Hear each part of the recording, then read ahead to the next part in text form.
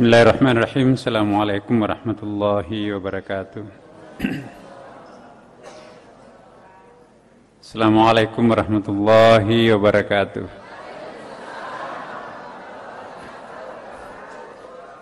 Terima kasih Bapak Ibu sekalian. Alhamdulillah. Semoga Allah Subhanahu wa taala memberkati kita semuanya, dan semoga pada malam Jumat yang penuh berkah ini kita juga insya Allah mendapatkan keajaiban, kemuliaan, keistimewaan, karamah. Dan untuk itu marilah kita berdoa, kita membaca Ummul Quran, kita peruntukkan kepada junjungan kita Nabi Muhammad SAW, kedua orang tua kita, para guru kita, dan seluruh anggota keluarga kita, khususnya anak dan cucu kita.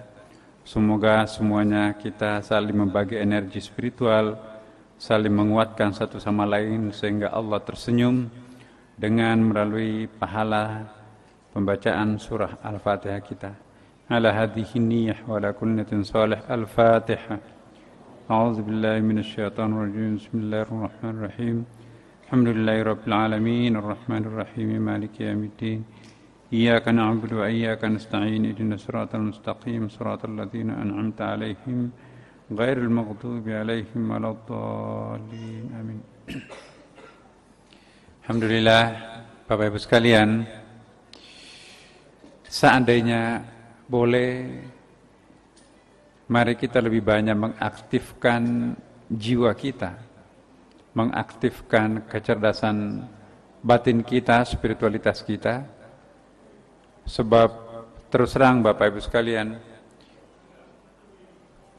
pintu karamah itu bukan logika, tetapi justru adalah rasa atau emosi kita. Kecerdasan emosional inilah yang akan mendatangkan keajaiban di dalam kehidupan kita. Karena itu siapa orang yang selalu didikte oleh logikanya semata, siapa orang yang hanya menggunakan pikirannya di dalam menuntun kehidupannya, maka kehidupannya itu penuh dengan beban, syarat dengan beban, setiap hari mentok, dan setiap hari bawaannya marah, benci. Kenapa? Kering. Tetapi sebaliknya, orang yang selalu membiasakan diri untuk mengaktifkan kecerdasan spiritualnya, dia mengingat Allah, maka sesungguhnya orang itu akan merasa hidup tenang, ringan, tanpa beban, dan sekalipun dapat musibah, musibah itu tidak akan terasa. Perhatikan sebuah ilustrasi Bapak Ibu sekalian, antara bersama ego dan bersama Tuhan. Dengan kata lain, antara rasio dan rasa. Nah, ini ada sebuah perumpamaan. Syekh Abu Hasan As-Sazili ini seorang sufi sangat terkenal Bapak Ibu. Melakukan perjalanan suluk, ya riyadhah, mujahadah, mungkin ya, bertahanus. Kemudian ia menceritakan pengalamannya menjelang maghrib tadi waktu kita tadarusan ya. Menjelang waktu maghrib, kata beliau, aku menggelar sajadah untuk sholat. Ketika sedang sholat, aku dikerumuni binatang-binatang buas. Nggak tahu di hutan mana ini melakukan persemedian ini. Iya. Ketika sedang sholat maghrib, mau menjelang sholat maghrib itu sudah mulai, berarti kalau di bawah pohon, hutan-hutan itu sudah mulai gelap tuh. Tapi masih ada bayangan-bayangan di situ. Menjelang maghrib aku menggelar sajadah untuk sholat. Ketika sedang sholat, aku dikerumuni binatang-binatang buas. Pada bengong binatang buas yang kelaparan itu. Ya. Lalu apa yang terjadi? Ketika sedang sholat, aku dikerumuni binatang-binatang buas yang amat berbahaya. Namun, aku tidak merasa takut sedikit pun. Mungkin pertanyaannya, kenapa tidak merasa takut? Kita ingin tahu jawabannya. Malam itu aku pun tidur pulas. Terasa di atas tempat tidur yang empuk di dalam rumah. Padahal dia hanya di bawah pohon atau tidak mungkin ada kasur di bawah pohon di hutan belantara seperti itu. Mungkin hanya tikar atau apalah begitu. Sementara di sekitarnya penuh dengan ular berbisa, mungkin juga harimau atau apalah, semua binatang yang bisa mematikan itu. Tapi sang sufi ini, Hasan Syazali ini, dia tidak merasa takut sedikit pun. Keesokan harinya terjadi pengalaman kebalikannya, Bapak Ibu sekalian. Tadi itu kan waktu sama sekali dia tidak takut kan? Dan memang betul, perasaan tidak takut. Kenapa tidak takut? Karena mereka menganggap bahwa binatang-binatang buas itu adalah saudaranya sendiri. Wahai CS, kita saudara ciptaan Tuhan. Kita ini sebetulnya kembaran. Wahai ular yang berbisa, engkau diciptakan Tuhan juga kan? Sama, aku juga diciptakan Tuhan. Wahai harimau, siapa engkau? Kamu pasti diciptakan Tuhan. Sama dengan kita, berarti kita bersaudaraan. Jangan saling mengganggu. Bahkan mungkin kalau dalam cerita-cerita seperti sufi yang lain, bercanda Bapak Ibu sekalian, bercanda dengan binatang-binatang buas. Nah, meskipun hanya dikerumuni burung-burung kecil untuk melihat perbedaan antara cara kerja otak dan cara kerja rasa atau spiritual. Tadi kita ceritakan pengalaman Abu Hasan As-Sazili, seorang pendiri tarekat sebetulnya. Maka itu nanti tarekatnya disebut dengan tarekat Saziliyah. Pengalaman atau true story-nya beliaunya. Jadi menjelang maghrib, kata beliau, di dalam sebuah tempat pertapaan atau padepokan, nggak tahu di mana tempatnya, yang jelas adalah tempat jauh dari pusat keramaian manusia. Nah, menjelang salat maghrib berarti waktu yang terbaik untuk mendekatkan diri kepada Allah Subhanahu wa taala. Sajadahnya digelar menjelang salat maghrib itu, ya.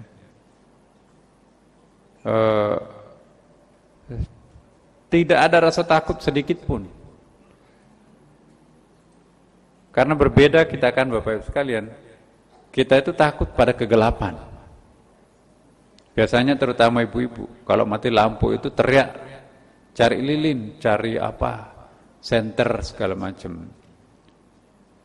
Apalagi kalau disuruh sendirian untuk sholat, pergi ngambil wudhu, rumahnya gede, lebih baik memilih tidak sholat. Atau sholat tapi dibangunkan seluruh keluarga, jagain saya di sini. Kenapa? Ya berarti masih lebih takut terhadap hantu ketimbang Tuhan. Nah kalau orang betul-betul ikhlas Bapak Ibu sekalian, mati rasa takut itu kepada selain Allah Subhanahu wa ta'ala. Percayalah Bapak Ibu sekalian, apabila Tuhan bersama dengan seseorang, tidak sedikit pun rasa takut muncul. Bahkan sebaliknya, dia cuek. Sekalipun nyata-nyata di situ kepala setan di situ muncul, dia tidak akan sedikit pun bergeming. Bahkan mungkin juga pada saat dia digoda oleh setan atau iblis di tengah malam sendirian, ya kamu kok lucu, orang rambutnya gondrong, kamu giginya gondrong, kamu makhluk apa? Ini bukan tempatmu di sini untuk menggoda. Godalah orang-orang yang pantas untuk digoda. Insya Allah kami nggak mempan, karena setan itu nggak akan mencekik lehernya orang, apalagi dengan mau mendekatkan diri kepada Allah Subhanahu Wa Taala. Nah, ini yang terjadi pada seorang tokoh sufi. Menjelang maghrib, dia gelar sajadahnya, tanpa rasa takut sedikit pun serangan dari mana, dari binatang buas itu. Entah itu ular, entah itu harimau, entah itu macam-macam. Serangga seperti tawon dan lain sebagainya. Apalagi hantu. Dia terus saja. Malam itu aku pun tidur pulas sesudah salat itu, dia tidur pulas itu.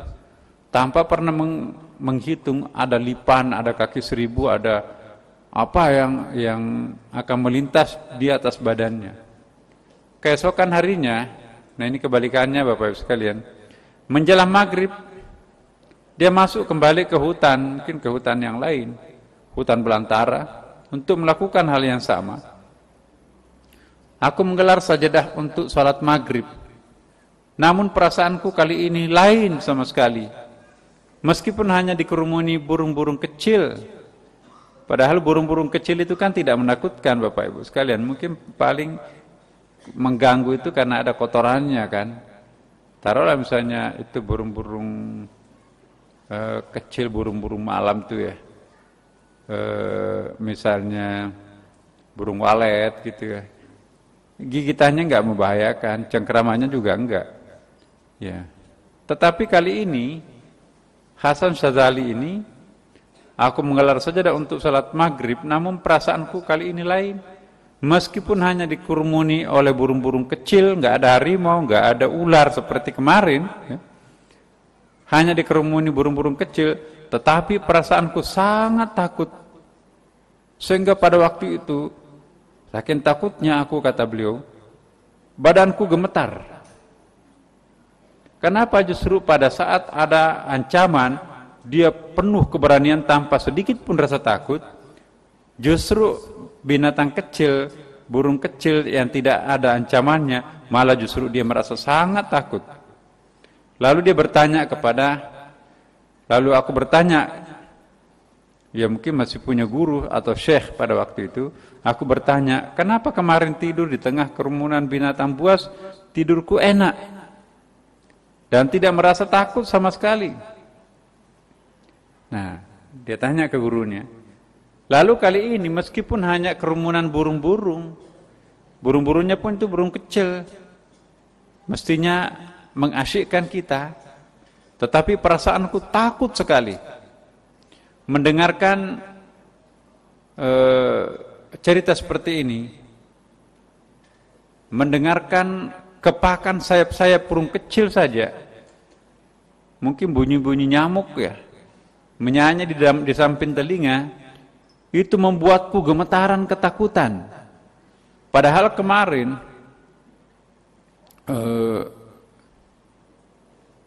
apa namanya itu kalau serigala bunyi serigala apa namanya Ibu? Ya? Mengaung, harimau mengaung. Benar ya? Pokoknya bunyi-bunyi serigala, bunyi harimau seperti itu sama sekali tidak membuat aku takut. Ini hentakan sayap kupu-kupu, hentakan burung-burung kecil membuat aku gemetaran. Nah, ini pertanyaan seperti ini sering kita alami Bapak Ibu sekalian. Kadang keberanian itu muncul luar biasa, tapi juga kadang kekhawatiran itu muncul luar biasa. Dalam keheningan malam itu tiba-tiba aku mendengarkan bisikan.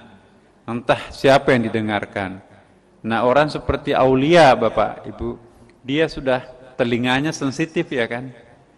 Dia bisa mendengarkan sesuatu untuk kita enggak mampu mendengarnya. Dia bisa melihat sesuatu untuk kita tidak mampu melihatnya. Kenapa? Karena sudah sangat sensitif. Istilahnya, dia sudah mampu meminjam telinga Tuhan mendengar, sudah mampu meminjam mata Tuhan untuk melihat. Sekonyong-konyong mendengarkan sebuah suara, ternyata ini bukan gurunya Bapak sekalian. Dia mendengarkan suara. Nah, suara siapa itu? Akhirnya ketemu dengan apa yang pernah saya jelaskan Bapak Ibu, bahwa seorang sufi, seorang arifin, gurunya itu bukan orang biasa. Dia bisa berguru kepada roh yang sudah ratusan tahun meninggal. Bahkan dia bisa berguru langsung kepada Rasulullah meskipun 1000 tahun Rasulullah wafat. Dia bisa berguru kepada nabi-nabi yang terdahulu. Karena bagi yang bersangkutan, ya, atau siapapun yang sudah kualitas spiritualnya seperti beliau, aulia, maka itu jarak antara alam gaib dan alam syahadah sudah sangat dekat. Ya. Nah, tiba-tiba menjawab kekeliruannya atau menjawab pertanyaannya. Sekonyong-konyong mendengarkan sebuah suara, entah suara siapa. Jawabannya adalah begini. Kemarin kamu masuk ke dalam hutan bersama aku. A besar berarti Tuhan ini. Ya. Jadi seperti mendengarkan bisikan Tuhan. Kemarin kamu masuk ke dalam hutan bersama aku. Malam ini kamu masuk ke dalam hutan bersama egomu. Begini ceritanya, Bapak. Seringkali di malam pertama atau di hari pertama sukses kita kan. Padahal itu gak ada persiapan. Sudah ada pengalaman pertama, asyik sekali pokoknya pengalaman pertama itu. Begitu kita akan mengulangi pengalaman pertama itu, seringkali kita kecewa. Kok kenapa nggak seperti kemarin? Ya, saya kira kita semua pernah tuh. Justru tidak disangka-sangka, asyik, luar biasa, dapat kita. Ini kita sengaja datang, ya. Dengan segala macam perbekalan, bahkan ngajak teman, sudah bercerita besar kepada teman-teman kita, ikut aku, pokoknya berhasil. Begitu datang, ada aja gangguannya, nggak dapat sama sekali. Padahal ini kan sudah mempunyai persiapan. Nah, ini apa jawabannya Syekh Hasan Sazali ini menarik untuk kita kaji. Kemarin kamu masuk ke dalam hutan bersama aku, kata Tuhan. Kan A besar di sini. Malam ini kamu masuk ke dalam hutan, tidak lagi bersama aku, tapi bersama dengan egomu. Pokoknya saya mau masuk ke hutan, saya pasti akan merasa bahagia, tidur di tengah-tengah kerumunan binatang buas. Suatu bukti bahwa kalau kita dekat dengan Tuhan, seperti itu. Dengan hakul yakin seperti itu, seolah-olah mengambil haknya Tuhan yang Maha Kuasa. Dirinya yang Maha Kuasa di situ karena menganggap bahwa dengan niat untuk melakukan meditasi atau riadah tadabbur alam sudah Tuhannya hilang di situ, tapi yang dia ingat bahwa insya Allah cukup banyak niat lillahi ta'ala, jadi bukan Allah di situ yang dominan. Yang dominan di situ adalah egonya. Nah, inilah godaannya orang khawasul khawas, Bapak Ibu. Ya. Seringkali kita itu sulit membedakan ini bisikan Tuhan dan ini bisikan untuk non-Tuhan, tetapi itu masih menggunakan kata-kata Tuhan. Iya. Saya akan mengulangi pengalamanku yang kemarin malam. Pokoknya menjelang salat maghrib kita ambil air wudhu segala macam, pakaian putih-putih dan segala macam. Pokoknya binatang buas akan menyingkir. Tidak usah takut. Kemarin datang itu penuh kepasrahan terhadap Tuhan. Kali ini datang dengan penuh percaya diri, bukan percaya kepada Tuhan. Beda kan Bapak Ibu? Beda kan? Nah, ternyata kemarin berhasil karena dia masuk ke hutan bersama Tuhan. Kali ini dia cukup merasa percaya diri, bukan percaya kepada kekuasaannya yang Maha Kuasa Allah Subhanahu wa ta'ala. Walaupun mulutnya komat kamit Allahu Akbar, Allah, ayat kursi lah segala macam, masih tetap ketakutan. Kenapa? Niat yang memotivasi melakukan perbuatan itu mengandalkan egonya. Itu namanya ego spiritual. Hati-hati Bapak Ibu. Spiritual itu juga punya ego. Nah, ini yang paling sulit untuk kita lulusi. Ujian yang paling berat sesungguhnya adalah ego spiritual itu. Kenapa? Karena menyebut Allah. Enggak ada selain Allah yang diurus di situ, tetapi dominan egonya. Bandingkan perjalanannya kemarin, sudah nggak tahu dirinya siapa. Yang di benaknya itu hanya Allah. Malam keduanya, maghrib keduanya, Allahnya di luaran, tapi yang di dalam dirinya. Pokoknya kemarin jam-jam seperti ini, aku menggelar sajadah dengan pakaianku seperti ini. Kita tunggu sebentar lagi, akan datang binatang buas bercanda dengan kita. Tapi apa yang terjadi Bapak Ibu sekalian? Kebalikannya, dia malah sangat takut. Kenapa takut? Jadi yang membuat orang itu takut, Ibu, itu karena dia bekerja tidak melibatkan nilai spiritualitasnya.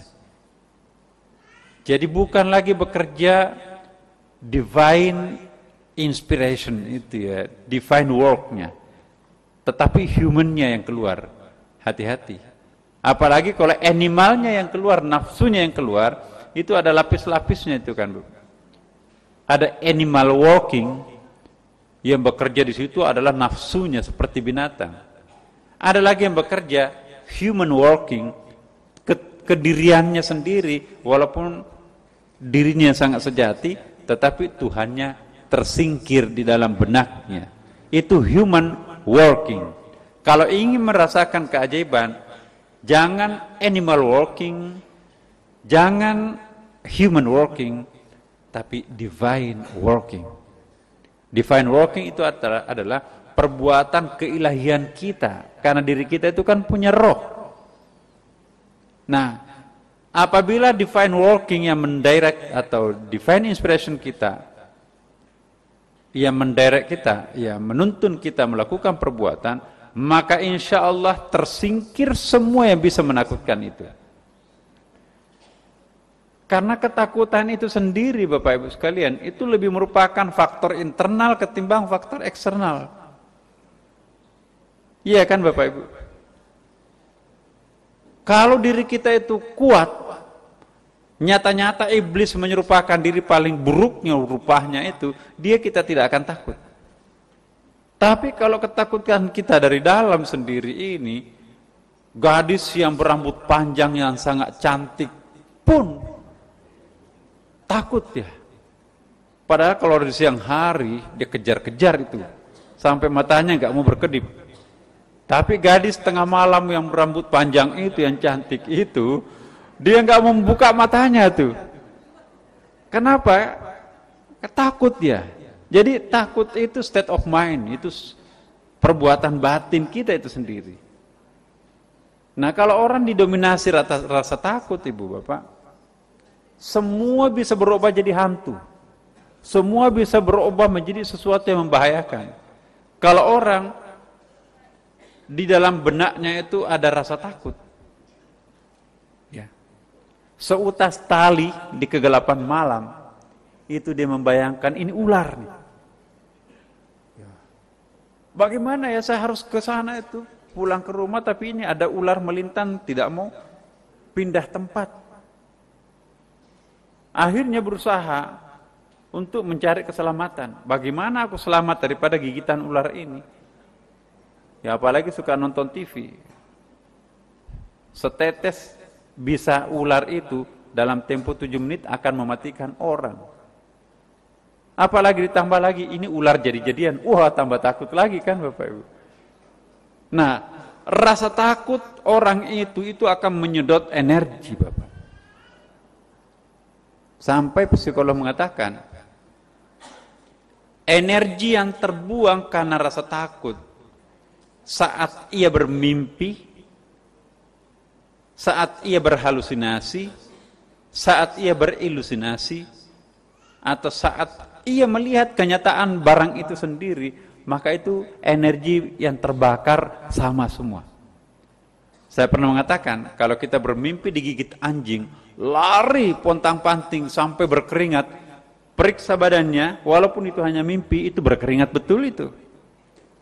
Dan bangun dari mimpi itu nanti kita akan tersedot energinya.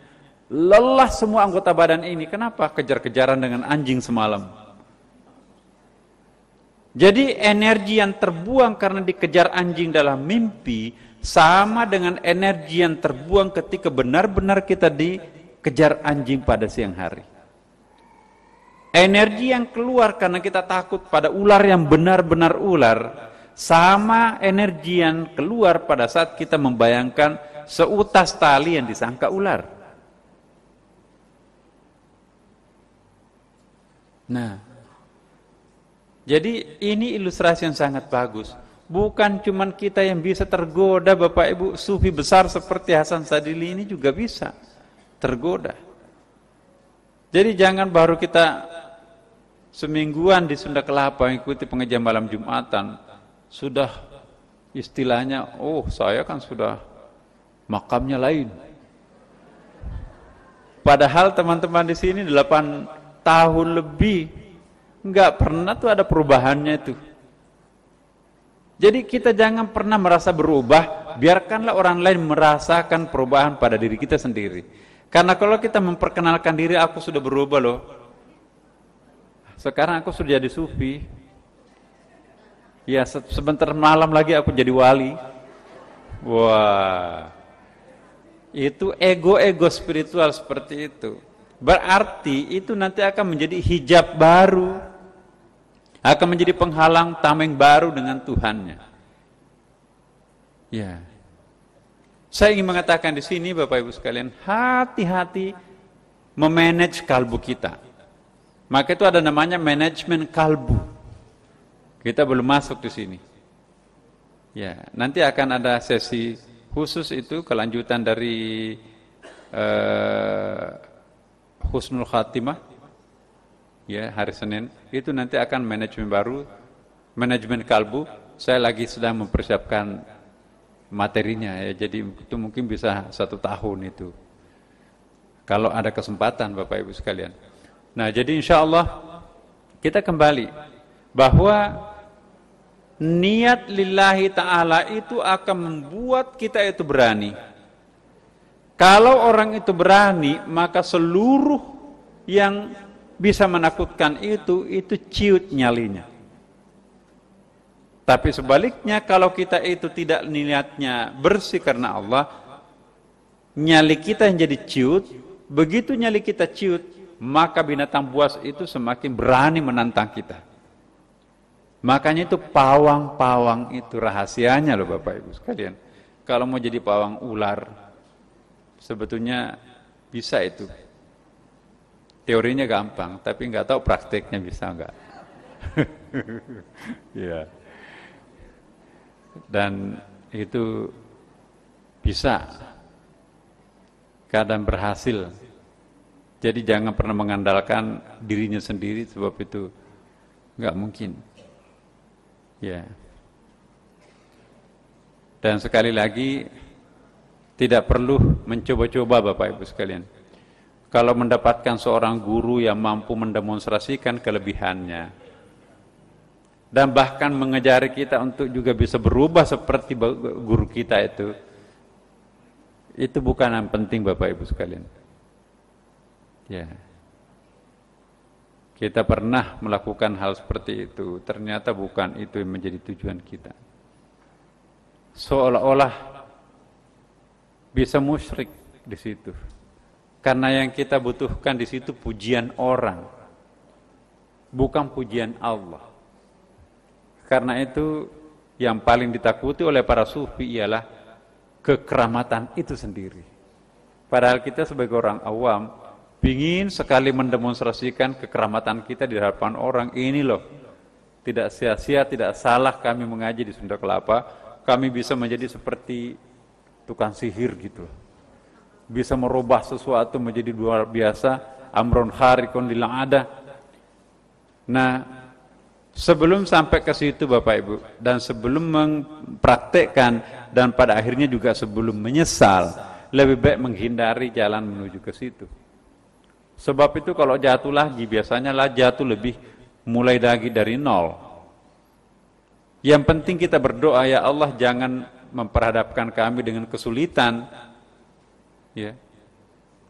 Karena yang membuat kita itu suka untuk mendatangkan keajaiban pada diri kita sendiri, yang seringkali membutuhkan kekeramatan itu, sehingga kita minta betul kekeramatan itu kepada Allah, untuk menjawab rasa kekercilan kita, kekerdilan kita. Dan dengan pertolongan Tuhan itu semua orang nanti akan terpanah melihat kita, maka kita akan dihebat-hebatkan orang sehingga orang lain tidak akan berani menghina kita. Tujuannya memang satu sisi ada baiknya di situ, agar orang lain tidak menghina kita, tetapi lebih banyak mudaratnya Bapak Ibu. Lebih banyak mudaratnya, sebab kalau kita kecanduan seperti itu, kita keasyikan. Coba kita lihat di TV, channel apa itu yang suka mendemonstrasikan keajaibannya. Itu memang benar Bapak Ibu sekali. Dia memerintah kekuatan gaib, memerintah jin. Meja ini bisa terangkat ini. Ya, oleh kekuatan-kekuatan jin. Tetapi hati-hati. Itu bisa kita stagnan di tempat itu. Enggak bisa naik-naik lagi. Bahkan kalau sampai lupa Tuhan, na'udzubillah min dzalik. Itu bisa kita jatuh bangkrut itu. Padahal awalnya bagus. Untuk sampai kepada tingkat itu perlu perjalanan panjang loh Bapak. Sayang sekali kalau sudah perjalanannya sudah sampai di leher gunung, kalau ipomakan sebuah gunung, kita sudah hampir sampai ke puncak, tapi kita tergoda untuk mempertontonkan keajaiban kita kepada orang. Maka tidak sadar kita itu sebetulnya turun kembali ke jurang. Dan untuk naik kembali itu sulit sekali.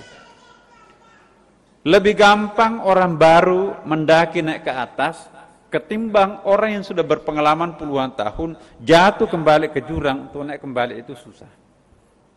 Maka itu jangan pernah jatuh dalam soal spiritual Bapak Ibu. Jangan pernah syirik sedikit pun. Karena kalau orang sudah syirik untuk bertauhid kembali, itu sulit.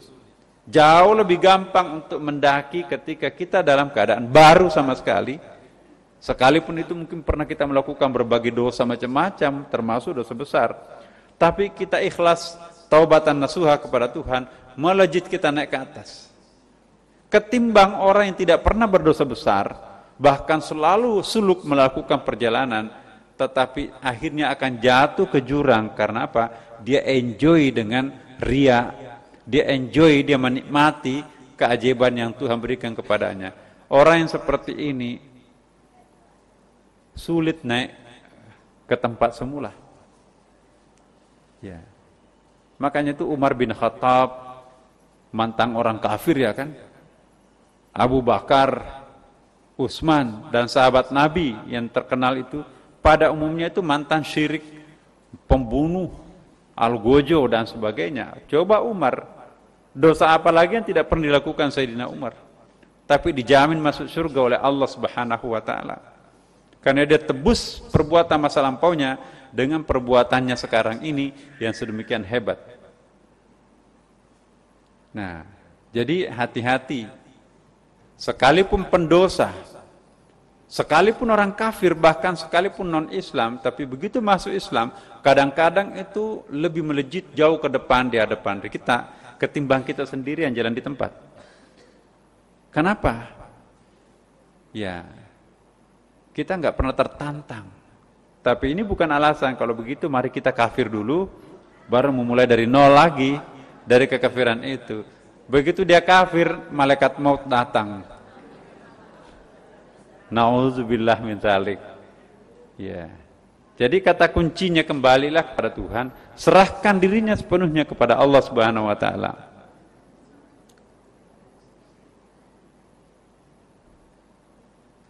Nah, ini menarik dari kisah ini.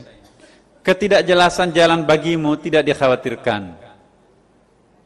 Namun yang dicemaskan, dikhawatirkan terhadap diri kita itu ialah berkuasanya hawa nafsu atas diri kita sendiri.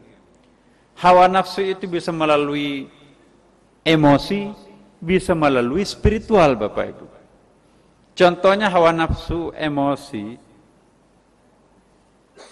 kita marah terhadap anak kita marah terhadap murid, marah terhadap suami atau istri, marah terhadap karyawan kita. Kadang-kadang tuh bergetar badan kita mau meledak. Hati-hati. Kemasukan setan itu betul-betul bergetar itu. Ya. Tapi yang paling berbahaya ialah Ya. Berkuasanya hawa nafsu mengelalui spiritualitas nih. Karena kita menganggap diri kita asal bicara tentang spiritual, berbicara tentang Tuhan, seolah-olah kita dengan Tuhan. No, Bapak Ibu. Bukan karena kita sering menyebut kata Tuhan dalam suatu program, maka itu bersifat divine atau bersifat keilahian. Otomatis kita dekat dengan Tuhan. Ya. Boleh jadi sebuah program tanpa kata-kata Tuhan, tanpa kata-kata agama, tetapi apa yang kita lakukan itu adalah spiritualitas kita sendiri, budi pekerti kita yang sangat luhur yang bekerja, maka itu lebih menjamin Bapak Ibu. Hati-hati. Jadi jangan atas nama Allahu Akbar bakar, Allahu Akbar robohkan, Allahu Akbar ganyang. Yang diganyang bukan orang kafir, KTP-nya Islam. Jangan-jangan dia lebih saleh terhadap dirinya daripada dia. Jadi hati-hati di sini. Kalau kita terpicu dengan Allahu Akbar, kita salatnya nggak beres tuh ya. Bahkan dosanya banyak. Mau mati syahid, melawan tanda kutip musuh Tuhan. Siapa musuh Tuhan? Loh, bukankah itu ahli sujud malam? Bukankah itu ahli ibadah? Iya, dia terprovokasi oleh kelompok-kelompok tertentu yang mengatakan semua yang berbeda dirinya itu adalah kafir. Padahal sedekahnya lebih banyak mana daripada yang mau diganyang itu. Salat malamnya lebih banyak mana ketimbang dirinya sendiri. Siapa yang paling berhak memperatasnamakan Allahu Akbar? Apakah ahli ibadah, ahli sujud malam, atau peminum tapi diprovokasi Allahu Akbar oleh kelompok tertentu? Hati-hati. Nanti kita menari di atas beduk yang ditabu oleh orang lain. Ini umat kita seperti ini. Orang yang pengetahuannya dangkal terhadap agama, gampang sekali diperalat oleh kekuatan orang luar. Ya. Saya jamin Bapak Ibu sekalian, kalau ikut terus selama pengajian tasawuf kita di sini, itu nggak gampang terprovokasi. Yang terprovokasi itu hanya terbiasa melihat the only one way untuk menuju Tuhan. Pengajian kita di sini sebetulnya ialah tidak ada yang terlalu istimewa. Yang kita lakukan di sini mencoba untuk lebih memperdalam pengertian-pengertian kita. Selama ini kita hanya mengkonsumsi definisi yang sangat standar. Selama ini kita hanya mengkonsumsi pengertian-pengertian dangkal terhadap beberapa simbol-simbol keagamaan. Kita mencoba untuk mendalami. Kita mencoba untuk melakukan sesuatu yang lebih dalam. Kenapa harus saya bicara seperti ini? Saya sudah siapkan ya Bapak Ibu sekalian, kita akan lebih asyik sebetulnya. Tapi ini habis waktu. Sedikit Bapak Ibu. Maka ini perlu ada persiapan untuk sampai ke sini. Apa arti dua tangan Tuhan? Ya kan ada ayatnya. Allah berfirman, hai iblis, apakah yang menghalangimu sujud kepada yang telah kuciptakan dengan kedua tanganku? Apakah kamu menyombongkan diri ataukah kamu merasa termasuk orang-orang yang lebih tinggi? Ini yang saya akan jelaskan tadi. Nah, pertanyaan beratnya, apa yang dimaksud dengan tangan Tuhan? Kok Tuhan punya tangan? Mengapa ayat-ayat lain menggunakan tangan dalam pengertian mufrad? Jadi penciptaan makhluk lain itu hanya Allah menggunakan satu tangan, termasuk malaikat. Tapi kenapa menciptakan Adam, dalam hal ini manusia, satu-satunya ciptaan Tuhan diciptakan dengan dua tangan Tuhan? Semua makhluk lain diciptakan hanya satu tangan Tuhan. Dalam Quran loh ini Bapak Ibu. Hanya Adam atau hanya manusia yang diciptakan melalui dua tangan Tuhan, seperti ayatnya tadi. Nah,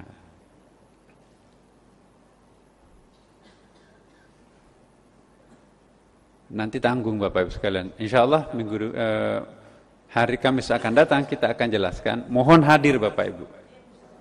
Ya, karena ini sangat penting. Nah, inilah yang saya maksudkan bahwa kita akan lebih memperkaya makna-makna kita selama ini, sehingga orang lain hanya tahu tentang satu definisi, tapi kita suguhkan di sini 4 atau 5 definisi. Sehingga kalau ada orang yang berbeda dengan kita, tidak lagi gampang menyalahkan orang itu. Kenapa? Oh iya, saya benar, tapi Anda tidak salah. Ya, Anda benar, Anda juga benar, tapi aku juga tidak salah. Walaupun kita semuanya ketiga-tiganya berbeda. Kenapa enggak menyalahkan satu sama lain? Karena kita tahu. Ya. Sudah waktunya kita sekarang ini mengkonsumsi pengertian-pengertian lebih mendalam. Jangan memanjakan diri kita dengan hanya mengikuti pengajian-pengajian yang mendefinisikan secara dangkal sebuah pengertian. Saya suka itu gampang, saya enggak suka itu malam Jumat itu bingung saya. Kalau kita tidak mau bingung, kan ada hadisnya, ya Allah tambahkanlah kebingunganku. Itu hadis loh itu Bapak. Ya Allah tambahkanlah kebingunganku. Karena kalau kita nggak bingung berarti nggak naik ya kan. Kalau mau enak-enak terus saja, ya udahlah di situ saja. Majelis taklim tuh, nggak apa-apa, bagus. Tapi jangan salahkan Tuhan. Kok kenapa di level ini? Padahal Jibril menyampaikan rahasianya, Iqra bismi rabbik. Memang nyaman itu Iqra yang pertama itu, tidak memeras otak. Udah salat juga, udah puasa juga. Tapi samakah khasiatnya puasa Iqra keempat dan Iqra pertama? Di situ kan persoalannya. Saya yakin insya Allah kalau kita sudah naik ke standar yang lebih tinggi, orang lain marah, kita nggak marah tuh. Kenapa nggak marah? Kita tahu apa di dalam pikirannya orang itu, kita juga sudah tahu. Nah itu yang kita maksudkan. Karena itu Bapak Ibu sekalian, ya malam Jumatan kita ini, mudah-mudahan Allah memberkati kita dan insya Allah, ya mudah-mudahan malam Jumatan ini betul-betul bisa merubah diri kita sendiri, bisa merubah pandangan hidup kita, bisa merubah karakter kita, bisa lebih menghaluskan. Apalagi nanti akan datang itu kita akan mendemonstrasi, kita akan menyampaikan apa itu tangan kiri, apa itu tangan kanan Tuhan. Tanda kutip semua Bapak Ibu sekalian. Jangan, Tuhan punya tangan. Nanti bisa membuat orang lain marah kepada kita. Tapi habis mau bilang apa, nggak ada bahasa Indonesianya kan. Al-Qur'annya juga mengatakan seperti itu kok. Tapi nanti kita akan berikan penjelasan supaya orang tidak salah paham.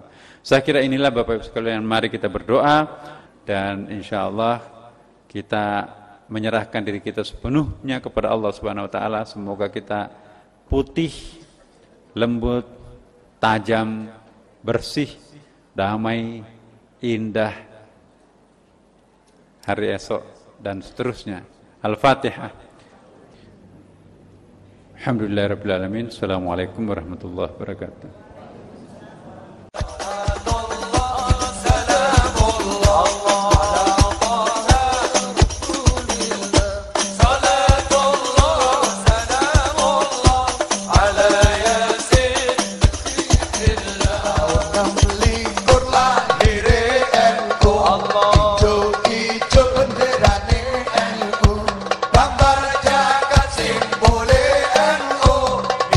Song